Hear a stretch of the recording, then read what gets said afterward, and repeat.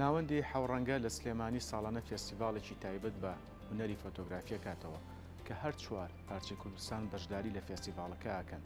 پاشان نمایشکردنی لە شاری سلێمانی پێشانگاکە لە شاری سنەژن نمایشکرا.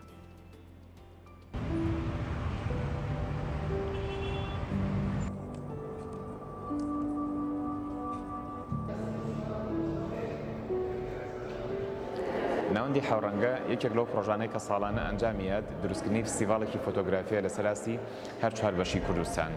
ئەمساڵ جیاوازیەکمان تیا دروست کرد جیاوازەکە ئەوە بوو کە مادەم ئێمە فستیڤاڵەکەمان بە ناوی کوردستانەوە گرنگە لە هەر یەک لەو بەشانی کوردستان ئێمە بتوانین نمایشی ئەم فۆتۆیانە بکەین.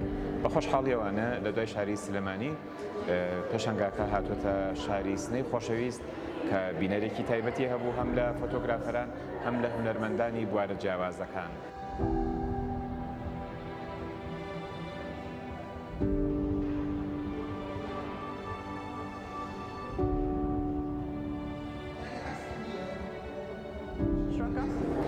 من سارا جعفری بوو ماوەی 12 ساڵە خەریکی کاری وێنەگریم لە ڕۆژهەڵاتی کوردستان. هاتووم ئەم پێشانگایە کە سێهەمین پێشانگای وێنەگری لە کوردستانە بیبینم. زۆرێک لە کارەکان دەتوانم بڵێم کە کوالیتیان لەسەر بوو، باش بوون. بەڵام ئێمە فۆتۆگرافر و وێنەگری زۆر باشمان هەست، نەتەنها لە ڕۆژهەڵات لە شوێنە جۆرا و جۆرەکانی کوردستان و پێم وا بۆ تانی وێنەکان باشتر بێ، پێشانگەکە باشتر بێ. زۆر خۆشحاڵم کە وێنانم بینی لەگەڵ وێنەگرەکانی ئۆدیۆ ئاشنا بووم. دیارە دروستکردنی پردێکی پەیوەندی هەم نیشتیمانی هەم کۆمەڵایەتی هەم هونەری لە ڕێگەی هونەرەوە تۆکمەتر و دەوڵەمەندترە بێت.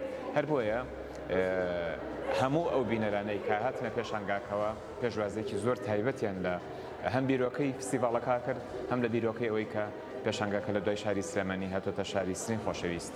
هەر لێستەوە کارمان بۆ کردووە کە فستیڤاڵەکە بکەینە فستیڤاڵێکی نێودەوڵەتی واتە لەسەر ئاستی نێودەوڵەتی هەم بەشداربووان بەشدار بن لەمان کاتە لیژنەی داوارەکانیش لەسەر ئاستی نێودەوڵەتی دروست بێ. ئەو کاتە پردێکی پەیوەندی زۆر باش بۆ فۆتۆگرافەران دروستە بێت لەناو کوردستانەوە بۆ دەرەوە و بە پێچەوانەشەوە.